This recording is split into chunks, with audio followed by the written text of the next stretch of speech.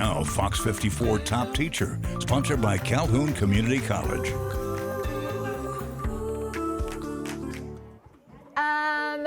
Surprise! I have a surprise. Miss Crump has been chosen by FOX54 as top teacher. Woo!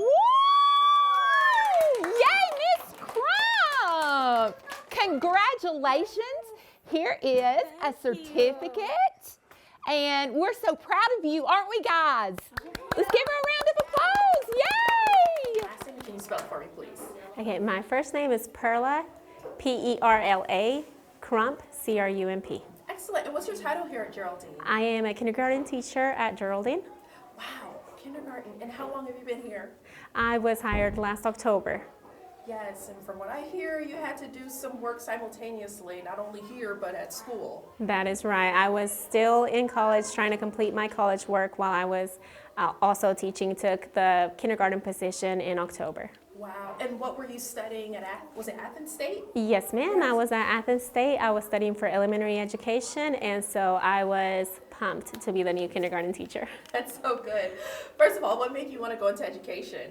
Well, since I can remember, I have always wanted to be a teacher. I love being around kids. I have two of my own, and just being around them and getting to love them at school and getting to make really a difference in their life, and the difference that other teachers had in my life has really inspired me to teach, and that's just always been my dream, and I'm finally getting to fulfill it.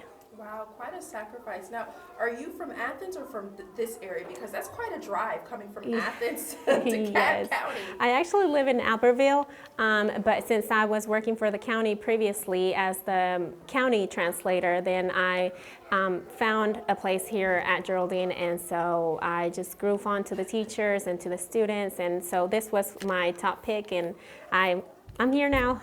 Yeah, I can tell they're like, we're not letting her go. We want her.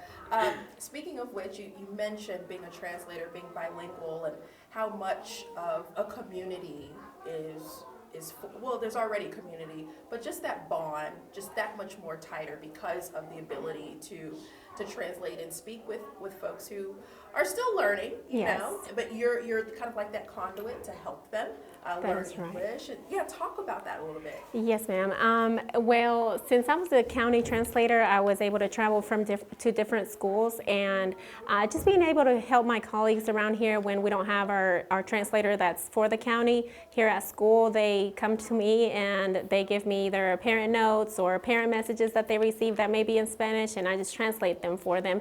So that helps them and gives me a peace of mind that I'm able to help, and just lend a helping hand to them makes me just be a little bit more,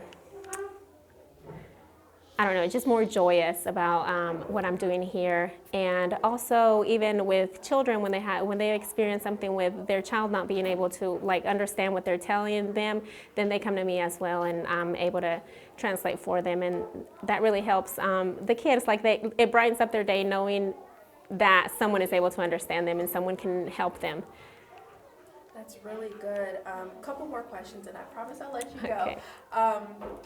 I think it's amazing that you are obviously bilingual, but you're teaching a class which is the first grade level of education. Yes.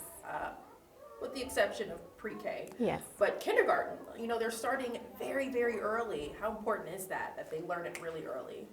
Well, I think it's essential for them to be able to focus on letter naming and just understanding even the smallest. For example, when a child doesn't know how to pronounce bathroom in Spanish, then I'm able to facilitate that for them and say, well, baño is bathroom, and so then that way they kind of gets them ready for even first grade and to move on to the next level, as well as just being able to translate during lessons, and then as well as focusing on letter naming and then blending, and so all that is just essential to have a very strong foundation in kindergarten.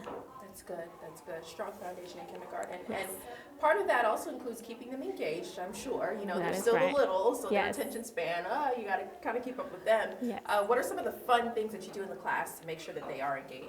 Well, we use a lot of on hands and a lot of manipulatives. Like right now we're doing, I'm teaching Venn diagrams, and so right now we're using a lot of interaction with just our hands. We're doing small group where I'm teaching them with manipulatives and moving them around the Venn diagrams and letting them see it and letting them be able to move what's different and what's the same together, as well as having our kids focus in centers where they are able to just do their own work at a level that they are able to understand what they're doing. I have them levelized as well, and I have a peer helper that is always there to help the ones that are struggling.